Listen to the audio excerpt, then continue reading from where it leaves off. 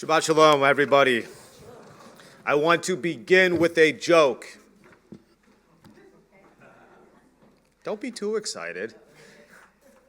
Sometimes I wonder, and here's the question, what do you think the main difference between an Orthodox service versus a Reformed service? I'm going to tell you the answer. Orthodox services don't have cue sheets. Reformed Jews do. And there's a reason for that. We tend to cut and select what we're going to say, whether from the English readings or the prayers themselves. And I sort of made it a tradition in my life to remind myself that I have to teach the congregation some of the prayers that I don't want to say omit, we just segue to the next prayer on a couple pages later. You know, a big believer when we wake up in the morning, we say, Modeh ani lefanecha, we thank God for being alive. This is a common prayer we say every single morning, and we say it but independently. But the essence of Jewish prayer, the essence of Jewish life, isn't about being isolated or praying alone. It's about being together. And so I want everyone to turn to page 176. And here we go. Here's my rationale. Because sometimes we omit the important stuff. So everyone go to your prayer book, 176. Modim anachnu lach shechachu Adonai Eloheinu ve'Elohei avotenu v'imotenu le'olam va'ed. We acknowledge with thanks that you are Adonai, our God, and the God of our ancestors forever. You are the rock of our lives and the shield of our salvation in every generation. Here we go again. Let us thank you and praise you for our lives which are in your hand, for our souls are which are in your care, and for the miracles that we experience every day, and for your wondrous deeds and favors at every time of day. Evening, morning, and noon, a good one whose mercies never end, a compassionate one whose kindness never fails. We forever put our hope in you. And at the Chatimah, the bottom of the page, for all things, O sovereign, let your name be praised forever and blessed. O God, Redeemer and Helper, let all who affirm you praise your name. Blessed are you, Adonai. Your name is goodness, and you are worthy of thanksgiving.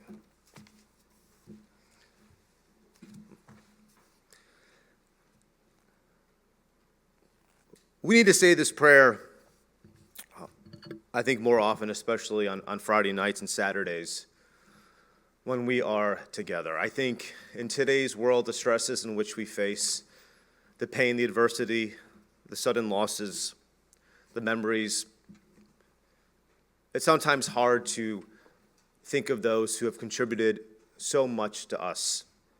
And I know that there's so many people in our lives that made such a big difference to who we are today. And I want to stress that Judaism has always believed in the idea of a perpetual daily thanksgiving. I was at the market today and I could see the stresses of the butcher getting last turkeys in. That next week will be a time for family, but also substantial stress for those traveling and for the unfortunate family dinners with the differences of opinion.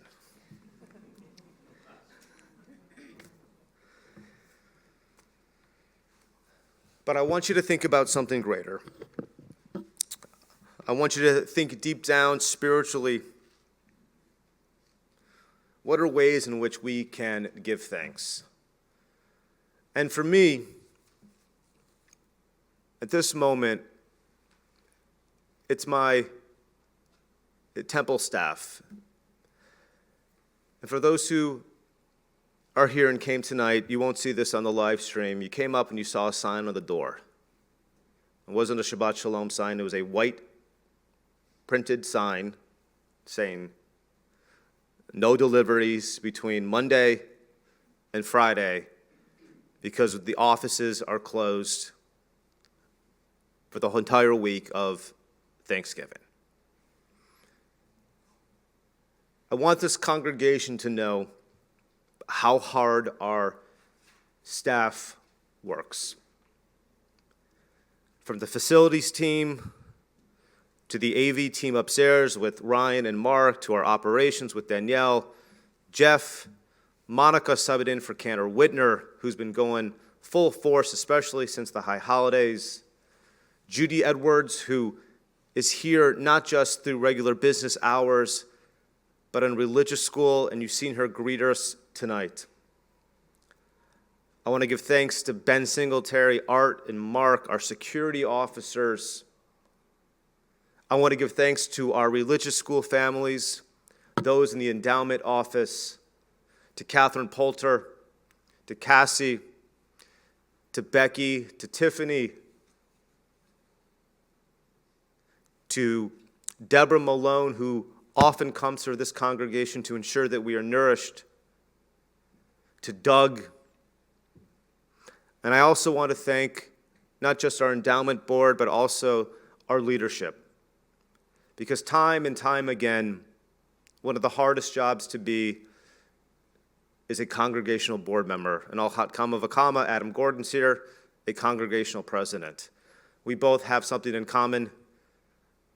For 2 years, Dr. Gordon is a human punching bag, as well as I am regarding feedback. I am grateful for this incredible staff, and this is one of my favorite times of the year when these remarkable people get to pause and to be with their families. I want all of us to remember that sometimes the holidays get the worst out of us, but remember they can be good too.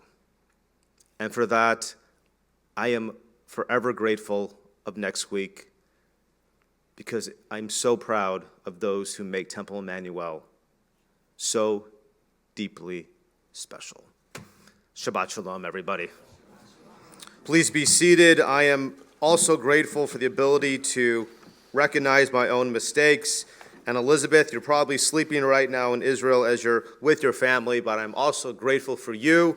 I don't think that Mark can crop or edit the YouTube in case you missed it, but if you're mad, watch this part of the service, or at least someone tell you to watch this part of the service. But we're thankful for all that you do, and running an education department and synagogue is quite challenging. So thank you, Elizabeth.